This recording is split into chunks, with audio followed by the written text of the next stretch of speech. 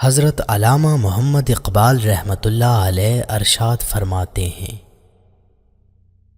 شب و روز کی اس دنیا میں مت پڑو، آپ کے پاس ایک اور وقت اور جگہ بھی ہے۔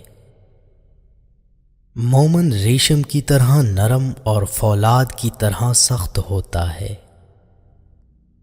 مہمان نوازی پیغمبروں کا خاصہ ہے اور فقر کی پہلی منزل کسب حلال ہے۔ جو مسائل انسان نہ حل کر سکے، قدرت انہیں حل کرتی ہے۔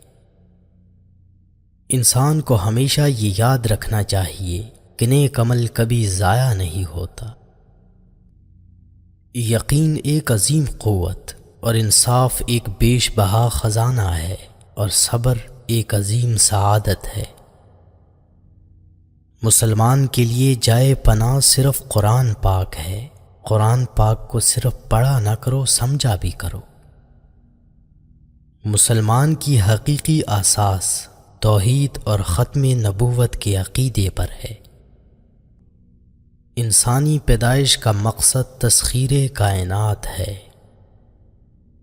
آج کا انسان اپنی روزی کی فکر میں رزق تلاش کر رہا ہے اور اپنے رزاق کو بھول بیٹھا ہے جو اسے رزق دیتا ہے۔ غلامی بہت بڑی لعنت ہے اور محکومی بھی۔ تجربے سے معلوم ہوا ہے کہ لوگ اخلاص اور دیانت کے بہت بڑے دشمن ہیں۔ جو شخص اپنی عظمت کے گیت گائے وہ کبھی عظیم نہیں بن سکتا۔ ایک سوچنے والے زندہ انسان کے خیالات میں تبدیلی ہوتی رہتی ہے، نہیں بدلتا تو پتھر نہیں بدلتا۔ قومیں شاعروں کے دلوں میں پیدا ہوتی ہیں، ترقی کرتی ہیں اور سیاستدانوں کے ہاتھوں مرتی ہیں۔ کام میری نگاہ میں ایسا ہی مقدس ہے جیسے عبادت۔ زندگی کا راز یہی ہے کہ جہاں رہو، جس حال میں رہو، خوش رہو، مطمئن رہو۔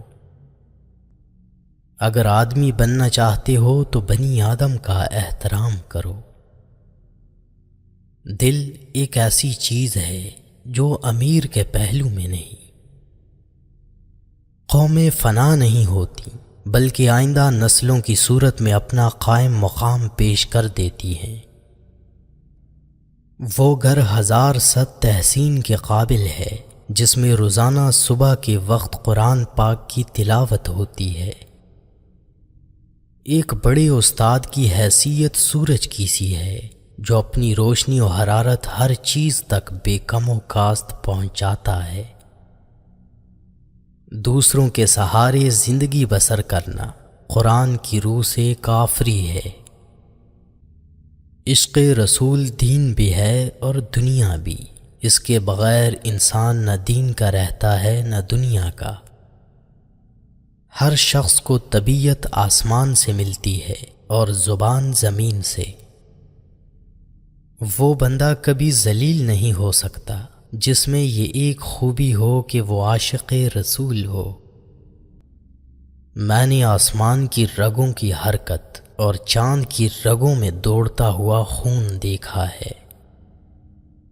علم کی جستجو جس رنگ میں بھی کی جائے، عبادت ہی کی ایک شکل ہے۔ آج کل تعلیم زیادہ ہے اور علم کم، جبکہ پہلے زمانے میں علم زیادہ تھا اور تعلیم کم۔ تم کامیابی اور ناکامی پر نظر نہ کرو، اپنے مقصد تخلیق کو پہچانو اور جد و جہد کیے جاؤ۔ ہر وہ چیز جس کے پاس زندگی ہے مر جاتی ہے اگر اسے غیر سازگار ماحول میں رہنا پڑے۔ مصیبت ایک عطیہ خداوندی ہے تاکہ انسان اپنی زندگی کا مشاہدہ کر لے۔ محبت کرنے والا بندہ خدا کی راہ پر چلتا ہے، مومن اور کافر دونوں سے محبت کا اظہار کرتا ہے۔ میں تمہیں مومن کی نشانی بتاتا ہوں، جب موت آتی ہے تو ہونٹوں پر مسکراہٹ ہوتی ہے۔ قطرہ سمندر میں مل کر فنا ہو جاتا ہے اور میں قطرہ رہبر سمندر بننا چاہتا ہوں۔ زندگی موت کی ابتدا ہے اور موت زندگی کا آغاز۔ انسان اپنی حسرتوں کی خاطر اپنے رب کے سامنے سجدوں میں گرتا ہے۔ اگر وہ صرف عشق خدا میں گرے تو کوئی حسرت باقی نہ رہے۔ قلب کی فطرت ہی ایسی ہے کہ وہ محبت سے رام ہو سکتا ہے، مخالفت اور عداوت سے نہیں۔ اپنی تاریخ کو محفوظ کریں، لازوال بنے گزرے ہوئے وقتوں سے نئی زندگی حاصل کریں۔ میں نے خود کو کبھی شاعر نہیں سمجھا، مجھے شاعرانہ فن سے کوئی دلچسپی نہیں۔ تو نے مجھے اس ملک میں کیوں پیدا کیا جس کا رہنے والا غلام بن کر راضی ہے؟ تقدیر جاہلوں کی قید اور زنجیر ہے، اس تقدیر کو نیل کے پانی کی طرح سمجھو، وفا کے آگے پانی، کفن سے پہلے خون۔ انسان کے روح کی اصل کیفیت غم ہے، خوشی تو ایک عارضی شے ہے۔ آپ کے ماضی سے حال نکلتا ہے اور حال سے آپ کا مستقبل جنم لیتا ہے۔ میں سچ کہتا ہوں، آپ کا دشمن بھی آپ کا دوست ہے، اس کی موجودگی آپ کی زندگی کو بھرپور بنا دیتی ہے۔ میرے آباء و اجداد برہمن تھے، انہوں نے اپنی زندگی خدا کی تلاش میں گزار دی اور میں اپنی زندگی انسان کی تلاش میں گزار رہا ہوں۔ اگر شاعری کا مقصد انسان بنانا ہے تو شاعری وارث نبوت ہے۔ مصیبت کی طرح گمراہی بھی تنہا نہیں آتی۔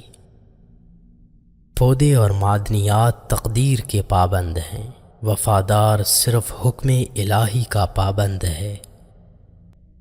میں کسی پارٹی کی قیادت نہیں کرتا، میں کسی لیڈر کی پیروی نہیں کرتا۔